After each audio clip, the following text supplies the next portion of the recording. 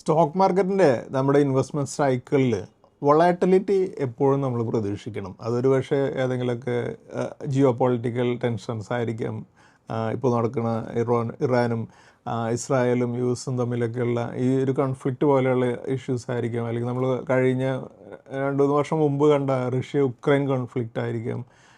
അല്ലെങ്കിൽ അതിന് മുമ്പ് നമ്മൾ കണ്ടിട്ടുണ്ട്, നമ്മൾ വലിയ ഒരു ടെൻഷനിലൂടെ നമ്മളെല്ലാവരും ലോക്ക്ഡൗണിൽ കൂടെ കടന്നുപോയ കോവിഡിൻ്റെ ഒരു പീരീഡ് നമ്മൾ കണ്ടിട്ടുണ്ട്. അപ്പോൾ അതുപോലെ ഡീമോണിറ്റൈസേഷൻ നടന്നപ്പോഴുണ്ടായ ഫ്ലക്ച്വേഷൻസ് നമ്മൾ കണ്ടിട്ടുണ്ട്. അപ്പോൾ നമ്മുടെ ഇൻവെസ്റ്റ്മെൻറ്റ് സൈക്കിൾ എപ്പോഴും പീസ്ഫുള്ളായിട്ടുള്ളൊരു സമയത്ത് ഇൻവെസ്റ്റ് ചെയ്ത് നമുക്ക് വെൽത്ത് ക്രിയേറ്റ് ചെയ്യാൻ സാധിക്കില്ല. നമുക്ക് ഈ വൊളാറ്റിലിറ്റിയും ഫേസ് ചെയ്തുകൊണ്ട് വേണം നമ്മൾ വെൽത്ത് ക്രിയേറ്റ് ചെയ്യാനായിട്ട്. അപ്പോൾ എസ്പെഷ്യലി ഇതുപോലെയുള്ള വൊളാറ്റിലിറ്റി വരുന്നൊരു സമയത്ത് നമ്മൾ വളരെ കാമായിട്ട് നമ്മുടെ പോർട്ട്ഫോളിയോ അതേ രീതിയിൽ ഹോൾഡ് ചെയ്യുകയും ഏതെങ്കിലുമൊക്കെ സ്റ്റോക്കുകൾ വലിയ ക്രാഷിലൂടെ വരികയാണെങ്കിൽ കുറേ കൂടെ ക്വാണ്ടിറ്റി നമ്മൾ ആ സ്റ്റോക്കുകളിലേക്ക് ആഡ് ചെയ്യാനായിട്ട് ലോവർ പ്രൈസിൽ ആഡ് ചെയ്യാനാണ് ഈ അവസരങ്ങൾ ഉപയോഗിക്കേണ്ടത്.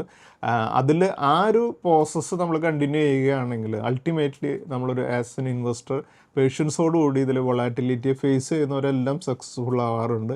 അതുതന്നെയാണ് ഈ പ്രാവശ്യം സംഭവിക്കുക. പക്ഷേ പേഷ്യൻസ് വളരെ ഇമ്പോർട്ടൻ്റ് ആണ്.